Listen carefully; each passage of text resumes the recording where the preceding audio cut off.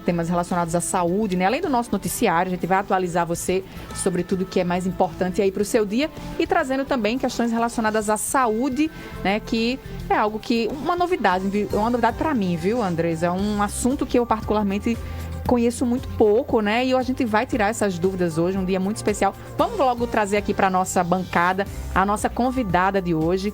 A gente fala...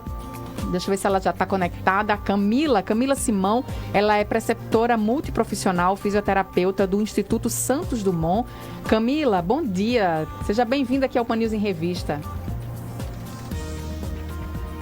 Camila, está nos ouvindo? Olá, bom dia. Agora sim. Olá, bom dia. Pronto, pode falar.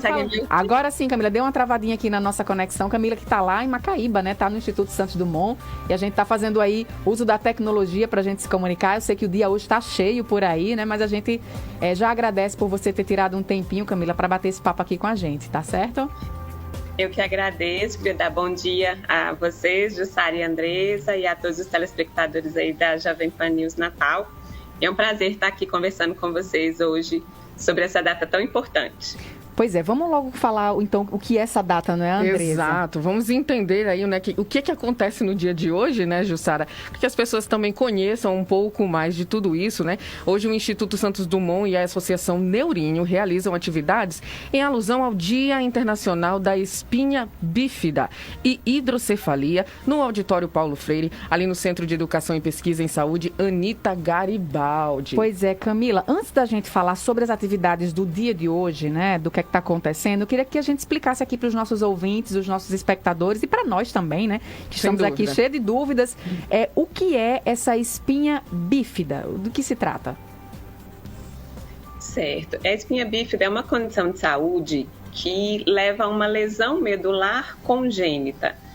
Como que é que isso acontece? Né? Existe uma lesão na medula logo ao nascimento. Isso se dá por um processo durante o desenvolvimento do bebê, no primeiro trimestre de gestação, isso é, nos primeiros meses que o bebê está sendo formado, é formado o tubo neural, que é uma estrutura, né, que vai criar ali o sistema nervoso central, que é a medula, que é o cérebro. E aí a gente tem a nossa coluna vertebral, os ossos, né, da coluna vertebral, que eles são formados para proteger a nossa medula. E aí, nesse primeiro trimestre de gestação, pode não acontecer o fechamento certinho desses arcos vertebrais, ficar uma fenda, né? Por isso que é disrafismo espinhal, espinha bífida, que fica uma fenda nessa parte óssea. E, havendo esse buraquinho, pode sair, então, ali para fora, uma bolsa que pode conter a medula, que pode conter as raízes nervosas, o líquido e as meninges, que é a estrutura que reveste todo o nosso sistema nervoso central. Então, a espinha bífida é essa má formação, né, do tubo neural, da coluna vertebral, né, que vai levar a essa lesão medular, possivelmente pode levar a lesão medular congênita, nos casos da mielomeningocele. E existem outros tipos de espinha bífida que ocorre essa má formação dos arcos vertebrais e outras questões, né, relacionadas a alguns déficits que podem acontecer a nível ali do funcionamento da bexiga, do intestino, e muito comumente associado à espinha bífida a gente tem a hidrocefalia, por uma questão de uma má formação também de uma estrutura cerebral dentro dos ventrículos, que aí acontece um acúmulo do líquido no cérebro e é necessário também fazer uma correção dessa hidrocefalia. Então, a condição da espinha bífida, ela envolve esse processo de má formação, que pode gerar alguns comprometimentos, né, do ponto de vista motor, sensorial, da bexiga, do intestino, e relacionados também a essas alterações da hidrocefalia. Deixa eu só tirar uma dúvida aqui, desculpe, Andresa. É comumente também chamado de doença da coluna aberta, é isso mesmo? Esse nome é utilizado? E por que chama dessa forma? Na verdade, existem umas nomenclaturas, vamos dizer assim, alguns nomes para falar da mesma coisa, ou existem alguns tipos, porque a espinha bífida, ela é essa má formação, essa fendinha que fica nos ossos, que ela pode ser aberta ou ela pode ser oculta, né? Então, quando o bebê nasce, quando existe a mielomeningocele e a meningocele, que são tipos de espinha bífida aberta, o bebê ele nasce com uma bolsinha para fora, então não existe cobertura da pele, existe uma bolsinha que ali pode ter meninges, pode ter líquido, pode ter medula, raiz nervosa. E existe também as espinhas bífidas ocultas, que aí o bebê nasce com a pele íntegra, às vezes tem só uma tumefaçãozinha de pelo, e aí por exames de imagem ou alguns outros sintomas mais relacionados à bexiga e ao intestino é que se chega a esse tipo de diagnóstico. Então, existe a espinha bífida aberta, né, que muitas vezes a mais comum é a mielomeningocele, que de fato também é a condição mais grave, né? E existe também a oculta. Camila, era justamente isso que eu ia questionar a você. Em que momento que os pais ali percebem, né, que a criança, né, nasceu com esse tipo de deficiência? E deixa eu só fazer acrescentar aqui, Camila, além dessa questão de quando os pais, né, identificam, existe algo que pode ser feito para impedir essa má formação? Algo que a mãe possa fazer? Algum tipo de coisa prévia? Bom, hoje já se sabe que uma das principais causas dessa má formação é a deficiência do ácido fólico, que ele hoje, inclusive, já tem em alguns países. O Brasil, a gente já tem a farinha enriquecida com ácido fólico, e no planejamento familiar também o ácido fólico ele já é ofertado para a mãe que está, né, esperando engravidar, para tomar pelo menos 1 ou 3 meses antes de engravidar, né? O ácido fólico, ele de fato, ele tem uma causa importante, então tomar direitinho o ácido fólico, né? Para quem está fazendo planejamento familiar antes de engravidar, isso previne, né? Além de outras questões que também interferem, mas o ácido fólico ele é bem preponderante. O diagnóstico ele pode ser feito intraútero, né? Durante as ultrassonografias, né? Durante o pré-natal.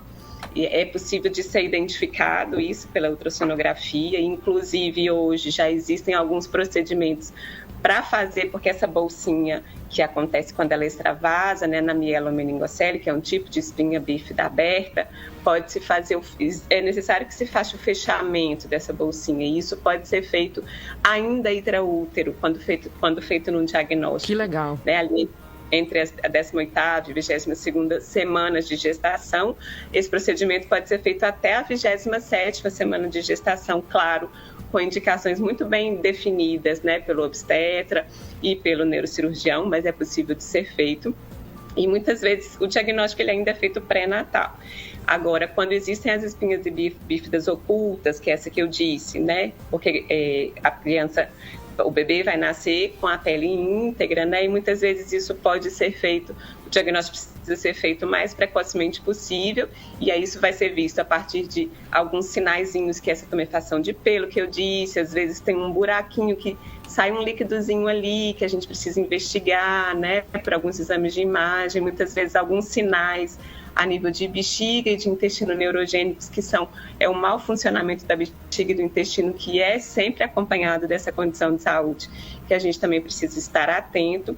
Mas quando a espinha bífida é aberta, esse diagnóstico é feito logo ao nascimento, porque ele é visível, né, e precisa de uma intervenção mais precoce possível para fechar essa bolsa, né, nas primeiras 24 horas de nascimento. O ideal é que seja feito esse fechamento o mais precocemente possível para preservar ali as estruturas nervosas, né, que estão preservadas, minimizar o risco de infecção, né. Então, a intervenção, né, precisa ser o mais precocemente possível. Camila, essas intervenções são feitas logo quando é um bebê, né? Logo quando a criança nasce, ali naqueles primeiros momentos de vida. Esse tratamento, né? Como é que é feito esse tratamento? A criança depois ela vai ter uma vida normal, ela tem uma vida saudável, ou ela vai ficar com alguma sequela, ou vai depender, né, também do nível, digamos assim, desse problema? Exato. Isso vai ter um espectro bem amplo de deficiências que essa criança pode vir a apresentar.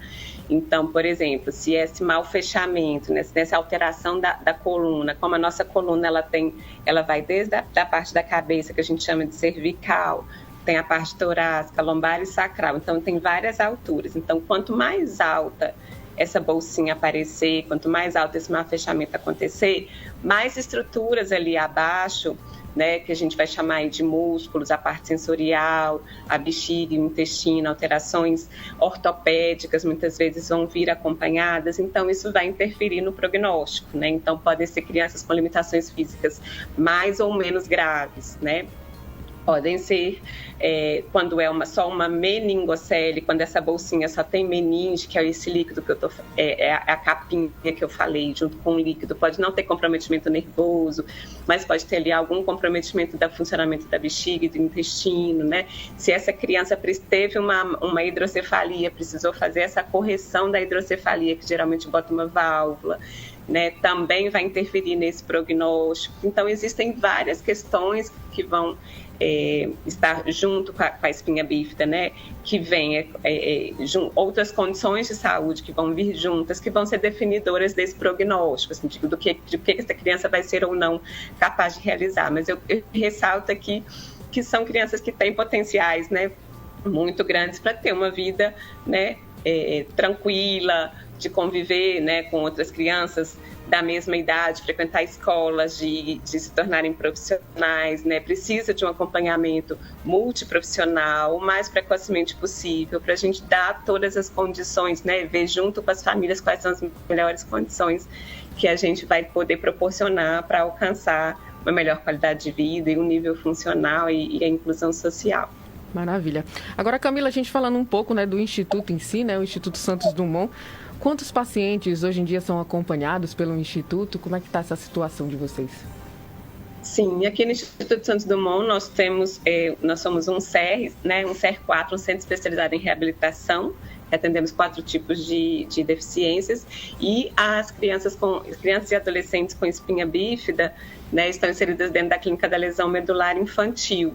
Hoje, em atividade, né, dentro do acompanhamento multiterapêutico, nós temos 73 crianças aqui, a grande maioria da 7ª Região de Saúde, mas a gente também atende crianças de outros municípios, muitos deles associados da Associação Neurinho, que é a nossa parceira, né? A gente dá um apoio institucional a essa associação e com quem a gente vai estar hoje à tarde, né? Dando luz e visibilidade a esse dia tão importante da espinha bífida.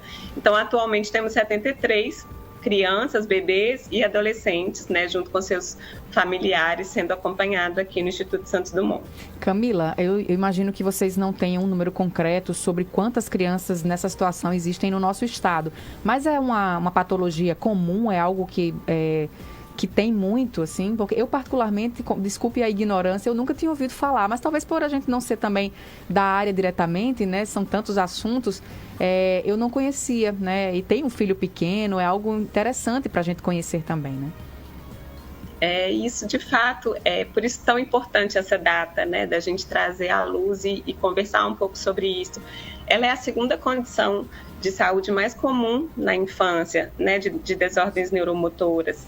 Mas é algo que às vezes é por desconhecimento mesmo, né, de quem não está inserido nesse universo. E por isso é tão importante a gente conversar sobre isso, né, porque ela, de fato, hoje existem alguns estudos epidemiológicos, mas varia ali em cerca de 1 a 2 crianças a cada 1.000 nascidos vivos, né, no Brasil. Então, é um número particularmente alto. Né? E acaba que, como é uma condição congênita, né? Mas que a característica de funcionamento, de funcionalidade dessas crianças vão transcorrer mais com relação a uma característica de uma lesão medular, né? E essa diversidade de nomes, né? Existe a mielomeningocele, a espinha bífida, o disrafismo, às vezes parece que são coisas diferentes, mas está falando da mesma coisa, né? Mas ela é particularmente comum em termos de desordens neuromotoras relacionadas à infância. Ela é a segunda mais comum depois da paralisia cerebral, e temos muitas crianças e adolescentes aí cheios de vida, precisando de acesso a mais oportunidades aí, né? E a gente precisa estar apoiando e correndo atrás desses projetos, né, para inseri-los cada vez mais na sociedade. Hoje, a gente não tem esses dados, né, esses números concretos aqui na nossa realidade do Rio Grande do Norte. É algo, inclusive, que a gente precisa fazer esse tipo de levantamento, né? Mas particularmente, né, relativamente comum aqui na nossa realidade brasileira. Até para a gente poder pensar, a gente, quando eu digo enquanto sociedade, poder público, né, em alternativas de acesso a esse tipo de tratamento, porque uma pessoa que tem condições, que tem um plano de saúde, que faz um pré-natal acompanhado de profissionais, né, talvez consiga identificar isso com mais facilidade, entre aspas, do que aquelas pessoas que infelizmente não têm acesso, né, fazer um bom pré-natal, ter um acompanhamento. Então é importante dar luz mesmo, como vocês falam, a essa questão. E, né, a gente parabeniza, inclusive, o Instituto por esse trabalho, que não só esse, né, tantos trabalhos que o Instituto tem feito, né, aí para ajudar a sociedade. E vamos falar um pouco sobre o evento, então, sim, né? O que está previsto para hoje, né? O que vai acontecer hoje, né? De que forma também, se for possível, a gente pode participar, né? Sim, hoje à tarde, a partir das 14 horas, né? A equipe multiprofissional aqui do Instituto Santos Dumont, a gente organizou um momento para receber os nossos usuários, as nossas crianças, os nossos adolescentes, seus familiares, e juntamente com a Neurinho, que é a Associação, né, de Pais e Crianças com Espinha Bífida, Hidrocefalia e Paralisia Cerebral, a gente preparou um momento para a gente conversar sobre algo que perpassa muito o dia a dia dessas famílias, dessas crianças e desses adolescentes, que é em relação à bexiga e o intestino neurogênicos. O que é isso? É o mau funcionamento da bexiga, né, que está relacionado às funções do xixi, às funções urinárias, e o mau funcionamento do intestino também, pelas questões do mau funcionamento, né, de dificuldades para controlar o cocô e de funcionamento, né, da parte de defecação. Então, essa foi uma demanda trazida pelos nossos usuários, né, como sendo um ponto que eles gostariam muito de aprender um pouco mais sobre isso.